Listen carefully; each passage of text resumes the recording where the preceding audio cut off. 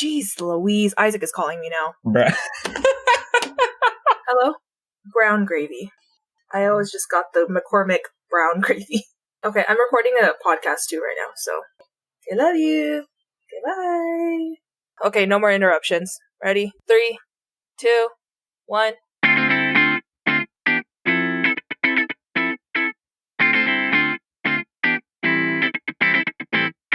Hello, and welcome back to the Tea with Crema. My name is Kris, and I'm here with my best friend, Emma, and today we're going to continue the cultures that made us part 2. We're super excited that you could be here with us as we continue this conversation, so let's go ahead and get started. Next one, we're going to go with, these are the ones you're excited for. So we're going to go with race and then ethnicity for a bit of clarification on making sure that the terminology that we're using is clear. For racial background, that would be the categories that you would fill out: Black, white, Asian, Pacific Islander, other, multiracial. We just did the census. Census 2020. I should know this because I was a huge advocate for the census, because the census does directly affect your funding, everyone. Just remember that. I have it. Okay, so it is white, Black or African American, American Indian or Alaska Native, Asian, Native Hawaiian, or other Pacific Islander.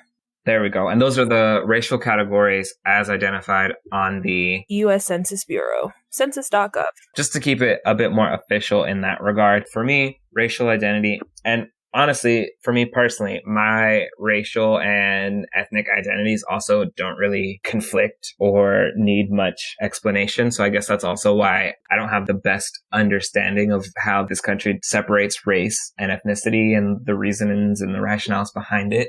So for me, race would be a core identity. I'm a multiracial individual, white mom, Black dad. But when I walk into a space, I'm very clearly not white passing. And that absolutely impacts how others perceive me.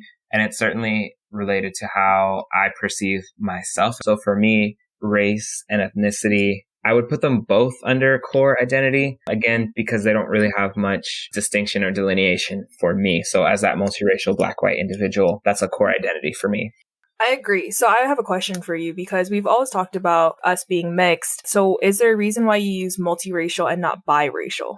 I don't really have a reason why I don't use biracial. I think I just use multiracial because it's a bit more inclusive, because not everyone is of just two racial backgrounds and identities. I know I don't use the word mixed all that often because my mom and dad were very adamant growing up that when you refer to someone as mixed, you're low-key referring to them as like a breed of dog. So for us, to be called mixed was low-key disrespectful. And so personally, I don't call people mixed. I just prefer to use multiracial. I did use biracial for a while and then learned that people have more than the two identities. So it's just like, cool, multiracial, boom, done. So that's just that background on my terminology. I just don't use mixed. I was raised that it was not the most respectful way to address that. Which is funny, because if we go back to geographical background, in Hawaii, like people call each other like mixed plate, like a literal mixed plate, or even like a poi dog. People say like, oh, you're a poi dog, which I feel like is kind of offensive, because that literally just means that you're a mutt. Like you have all the identities and all the cultures. So that is really interesting, because I remember the first time someone called me Afghasi. I had never heard it because my parents never really used it around us. And it was actually my boyfriend's cousin who was like, oh, you're Afghasi. And I was like, I'm what? I don't know what that means, but it really sounds like it means half caste, and I'm really offended. But it is kind of one of those cultural signifiers to a lot of Pacific Islanders where they take pride in being Afghasi, or there are some people who do believe, same as I do, that being called half caste is not okay. I don't mind it either way. I think now, as I've learned more about the cultural aspects of being Afghasi, I'm kind of, it's one of those things where I'm still grappling with. I too identify as multiracial. On the census, I do put that I am Asian, and then I also put other Pacific Islander. So shout out to the U.S. Census Bureau for including other this year. We were able to write in our ethnic background in that, and so that was really cool. That was a really big win for us, because in the 2010 one, it was not included. And so that is where I identify as other Pacific Islander. My ethnic background, though, is my dad is Tongan, my mom is Japanese. So I'm first generation Tongan on my dad's side, and I am, depending on who you ask, either third or fourth generation on my mom's side, because both her parents were not first gen either. It's one of those weird, like, adding, you have to count the generations, and I don't really know how to count it. So I say I'm either third or fourth gen Japanese American. Being multiracial and navigating these spaces, I would also say is a core identity for me, because I mean, when I walk in a room, people are kind of like, you're a little ambiguous looking, but you're not white, but you're not black, but they're kind of confused. That's where that question of where are you from comes from. And then I usually tell people like, oh, I'm originally from Hawaii. And they say, oh, you're Hawaiian. And I'm saying no, because Native Hawaiian is an actual ethnic group and an ethnic background. So for someone to say, oh, I'm Hawaiian, and then try to claim like, oh, I'm from Hawaii, so that means I'm Hawaiian, is also really offensive to Native Hawaiian people. So that's kind of where I also stand too. Also, any look at your Instagram stories and you would know that this was going to be a core identity. Oh, for sure. Yeah, because I'm so proud of being half Tongan, half Japanese. You know, I'm like, that's my biggest thing. I forgot who it was. Somebody coined the term Japongan, and that's kind of what they called my sister and I. So that's where I took it and became Japongan as well. And I think it is one of those things where I always have to kind of be like, oh, I am Tongan, because a lot of Pacific Islanders will look at me and they're kind of like, what is your background? And so it's kind of one of those things that when I come into a space and navigate that space, I have to be very forward with I am Pacific Islander, because there is a lot of people who would look at me and not consider me to be. And so I always kind of have to like be on the defense of my ethnic background. So that's something I've learned to navigate as I've gotten older. Also, the space has become more inclusive as I've gotten older as well too. So it's not as exclusive as it used to be, because we are starting to see more and more multiracial Pacific Islander kids.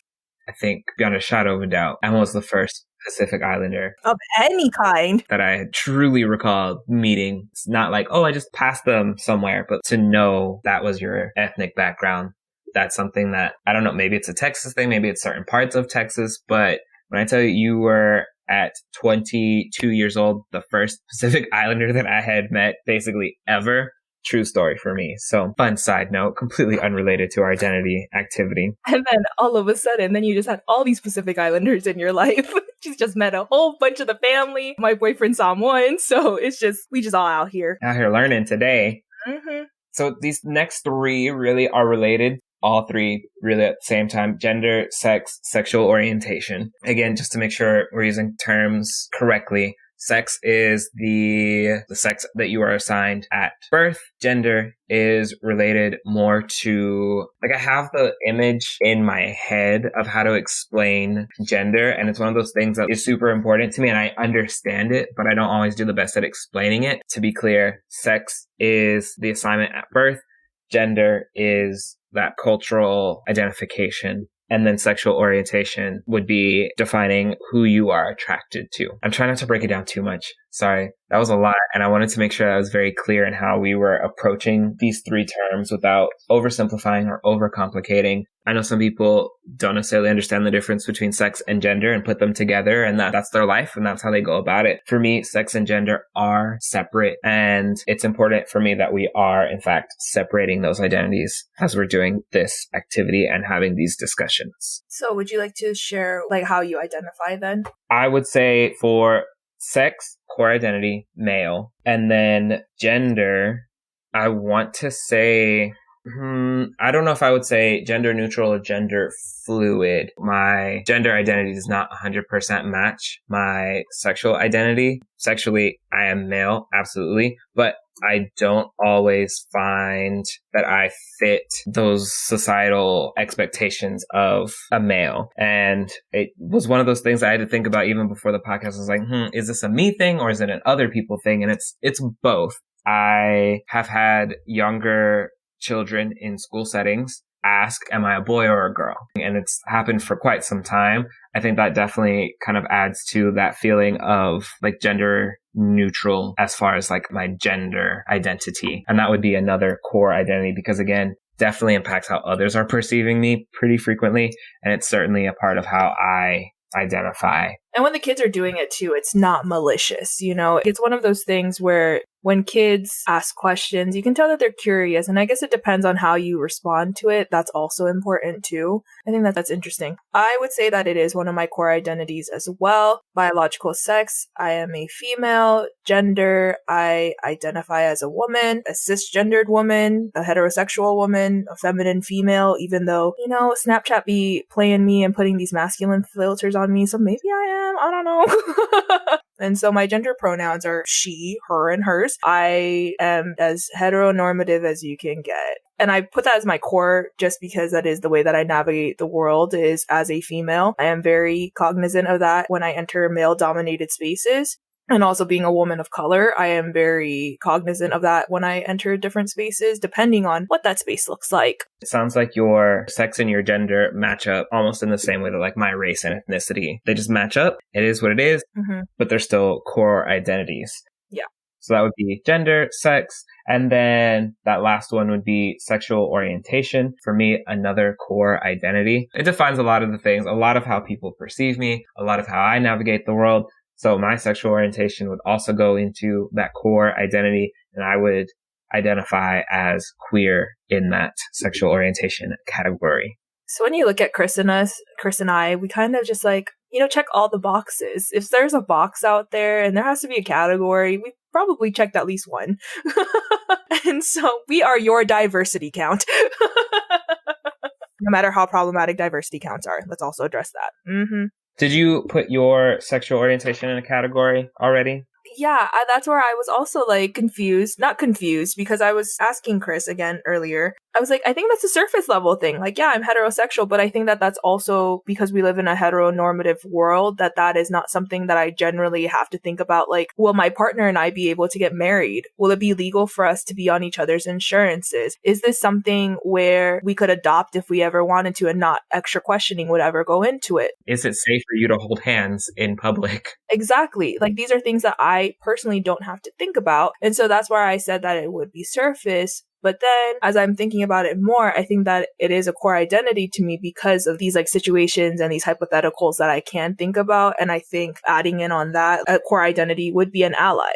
Would that be considered a core identity? I don't know. Maybe important. Yeah, important. I don't think that that's a core identity to me. I mean, it is something that I try to lead with and try to lead by being part of the community, not a part of the community. I don't know what I'm trying to say right now. Let me think about that and get back to it. But I agree. I think it's more of an important than it would be a core. And again, I think these are your personal identities. They reflect how you navigate the world. So if that is something that is an important identity as opposed to a core, as opposed to a surface, then that's just where it fits. That's where it flows. And that's how that goes. So wherever you choose to put that is totally fine. I just know for me, probably because it is a divergent identity, not considered standard. It's definitely a core identity for me. It's one of the maps that I have to pull up when I choose to travel to a place. So I typically have 3 maps up. Can I afford to go to that place? Is it safe for a person of color to go there? Is it safe for a queer person to go there? So those are my 3 maps anytime I want to travel literally anywhere. I have to answer those 3 questions. So core identity, all 3 of those in the core right there. Other identities that we added to this particular identification activity would be parentage. If you were growing up in a predominantly 2-parent household, a single-parent household where your parents separated or divorced or never married, I know for me, I would say it is an important identity, that parentage. Oh, is that my turn? Sorry. I don't think I had anything else to add to that. I was like, I'm just nodding, but I didn't know when I was coming in, so I just kind of nod and wait till there's a long pause. I would agree. I am also the product of a divorced parentage, but in that same vein, would say that I grew up in a mostly 2-parent household because I was in Hawaii with both my mom and dad, and then they divorced, and then I moved to California. I was with my dad and my stepmom at that point, but my mom was very much involved too. So it's like one of those things where I was like in a 2-parent, co-parent, divorced parent type thing. I always like to say that my parents' parenting was one of those things that it was a success in co-parenting because I've seen divorced parents who cannot get along and even for the sake of kids cannot get along. And that was not my experience. I don't know what my parents, were experiencing themselves, but as a child of it, I never felt like I had to ever choose between the two. So I would say that I was product of divorced parents, yes, but successful co-parents. I was raised by both of my parents until middle school, and then that's when they got their divorce. But then after that, it was very, very clear that I was being raised by my mother solely, independently. There was no co-parenting of any sort really going on, maybe occasional visits, phone calls.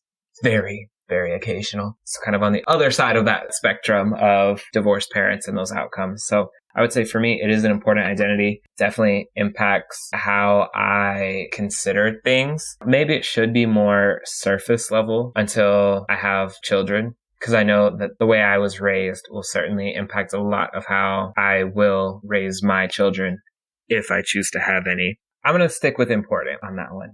Final category, unless we think of any other ones, would be siblings and like where you fall within those siblings, because I think that sibling interaction can impact a lot of outcomes for you. I'm the oldest of the siblings I was raised with actively. So I was raised as an oldest child, and I would say that it would be like a surface level identity for me, because we're all really close in age.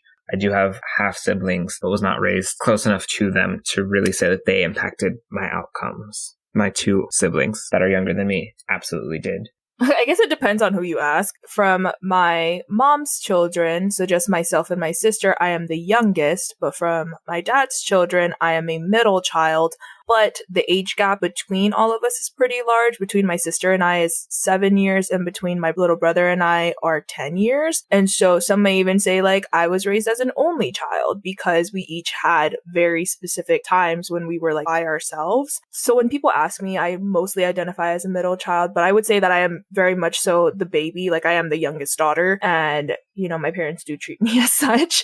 And so my sister very much takes over that older child role, and my little brother definitely takes over that only male role. I would say it's pretty surface level, but it's important as well, because I think about it a lot about where I am, and there are some attributes that I do take on as a middle child. Although my stepmom, who's also a middle child, also says that being a middle children is such an American concept. She's like, it's an American thing. Like only Americans care about where they are in their lineage. You're either the oldest or the not. Yeah, exactly. Like you're either oldest or the youngest. You're not anywhere in the middle. So I would say that there are some times where I feel like I am the baby, but I am, treated as the youngest girl. So there are some things that I was afforded that my sister definitely wasn't. So, my sister walked so I could run. Thanks, sis.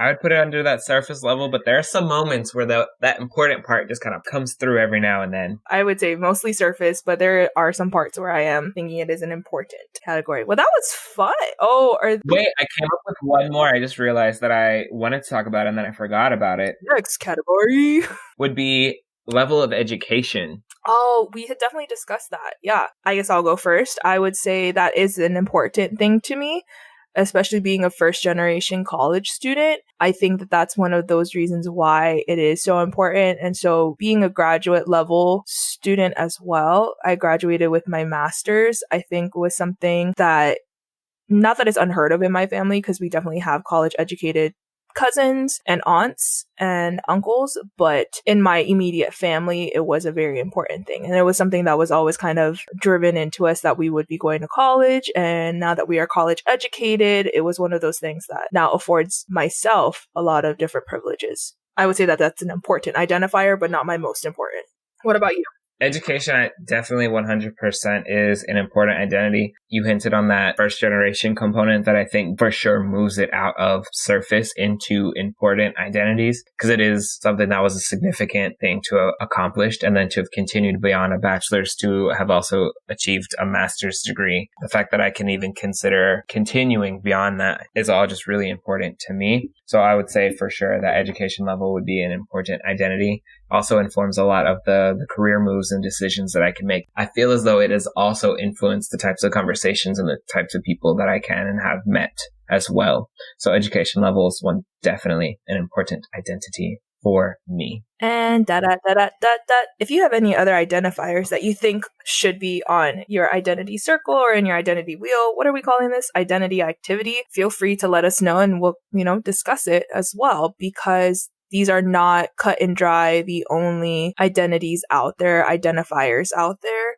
And so we'd be super interested to see what you decide to put in your activity. We'll certainly be continuing conversations around these identities in future episodes. So we just really wanted to take the time to look at these identities to figure out what they might be for us. So that way in future conversations, we have a better understanding of each other's identities, how those impact our lives and the decisions that we make. I would say that's why we chose to have this conversation at this time. But that's all we have today. So let's move on to our rapid fire questions. Da-da-da-da-da. Am I going first or are you going first? We do this every time. You just never know who's going to go first. I'll go first today because I'm super excited for my question. Do it. All right. So I am really big on aromatherapy and using scents as a form of healing and relaxation. So on the other side of that spectrum, is there a scent that just aggravates you to know it? Like you smell it and you just get so angry.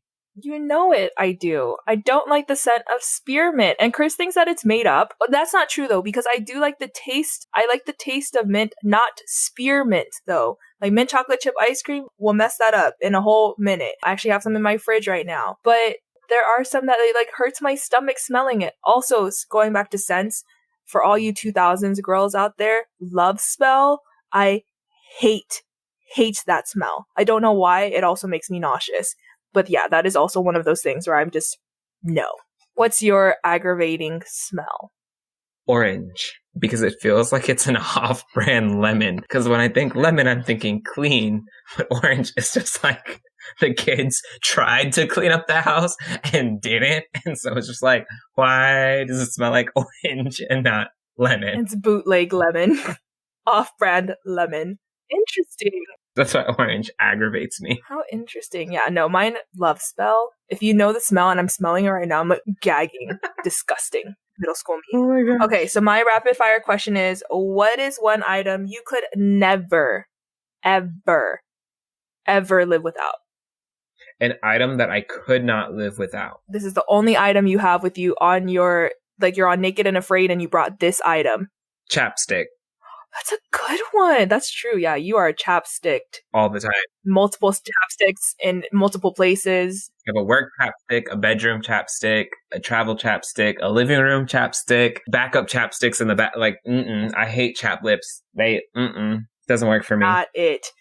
I think I would put down my phone, which is such a generic thing. I hate that I would say that, but it does like I would not be able to get anything done without my phone. Chapstick, yeah. But also, like, if I'm on a stranded island, I don't have electricity there. So I guess I'm just SOL. Day 3. I'm dead. It's fine. It's okay. We break apart the phone, maybe start some kind of fire with it. But yeah, I'd be a phone.